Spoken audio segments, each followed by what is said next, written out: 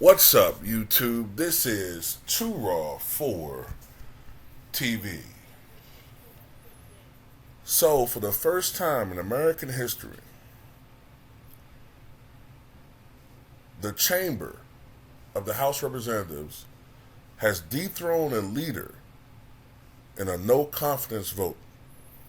The vote was triggered when Representative Matt Gaetz of Florida formally launched the process of trying to remove McCarthy on yesterday evening. Gaetz said that McCarthy no longer represents the interests of the Republican caucus after he worked with Democrats to pass a stopgap funding bill to avoid a government shutdown. So the House of Representatives on Tuesday ousted Republican Kevin McCarthy as Speaker, the first time in history that the chamber has dethroned its leader in a no-confidence vote. McCarthy of California was voted out as Speaker when a small band of 8 hardline conservative Republicans joined all Democrats to approve a motion to vacate introduced by GOP Representative Matt Gaetz of Florida, a longtime foe of McCarthy's. Moments after the vote ended, Representative Patrick McHenry of North Carolina, a close McCarthy ally and Financial Services Committee chairman, assumed the role of Speaker pro tempore and gavelled the chamber into recess. The House Republican Conference plans to meet next Tuesday evening to chart its next steps. McCarthy's ouster was effectively set in quick motion on Saturday when he pulled off a surprising legislative victory, getting Democrats to join Republicans in approving a short-term funding bill that avoided a government shutdown. While McCarthy pleased the White House with that move, it fueled already simmering resentments over his leadership among far-right members of the GOP caucus.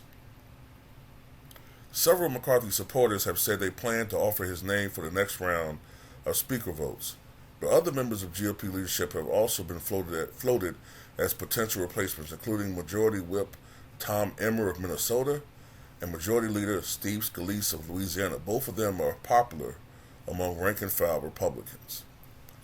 The last time a motion was to vacate, the last time a motion to vacate vote occurred on the House floor when, back in 1910, then Republican Speaker Joseph Cannon survived it. McCarthy's hold on the speakership had been tenuous since he was elected in January due to a small clique led by Gaetz who were unhappy with the Californian. One source told NBC News on Tuesday that some McCarthy allies were begging a number of Democratic House members to vote with them to save his speakership.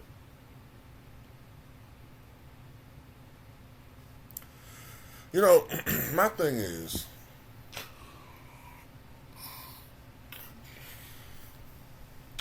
in essence, the way I look at it, 8 House members, hardline conservatives, in a very, very close, tight House where the Republican majority is just very insignificant. I think it's a 4 or 5 seat majority.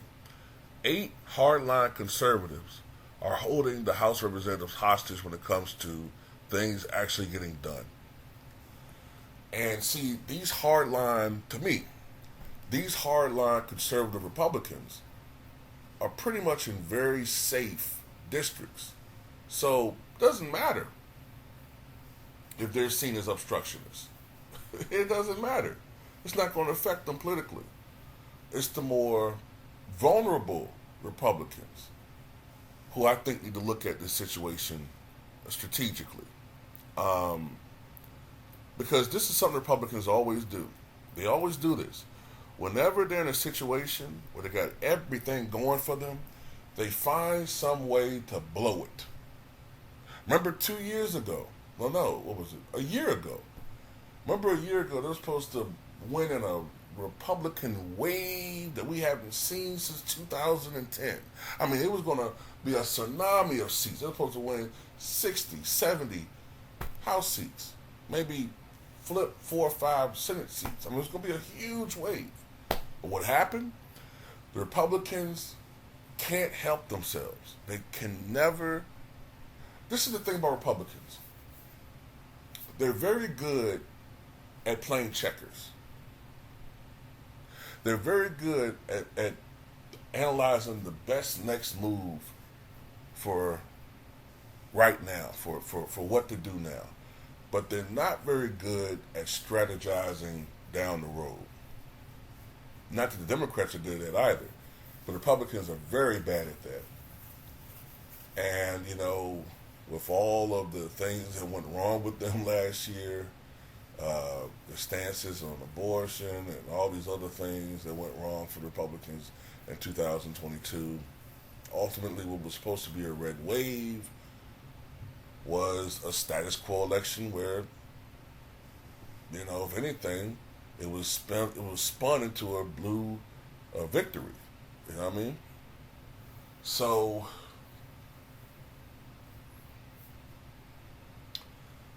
yeah.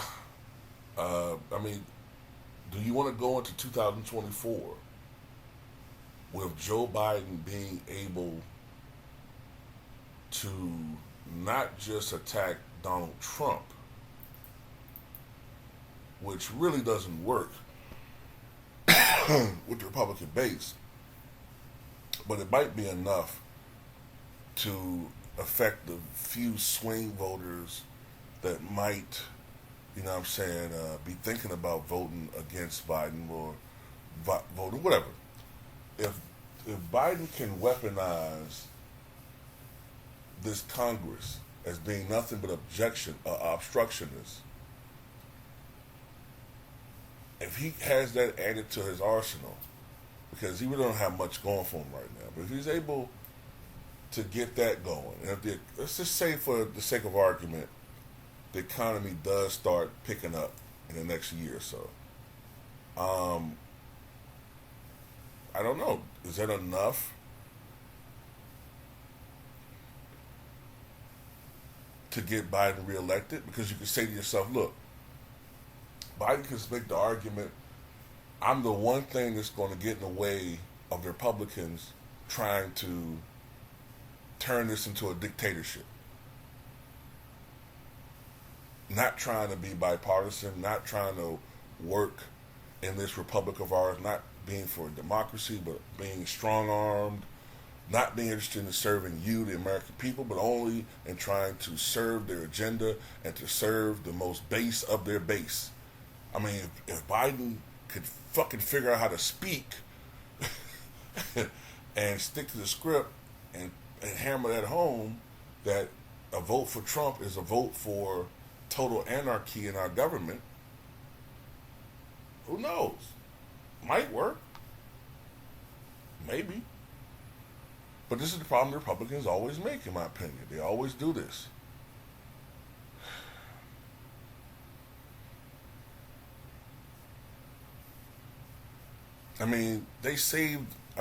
McCarthy worked with the Democrats to save the country or save the government from a shutdown, which would have been terrible for federal employees, for government employees. Some of them have to work and not get paid. Ain't that some fucked up shit? They'll make you have to work, some of them, and don't get paid.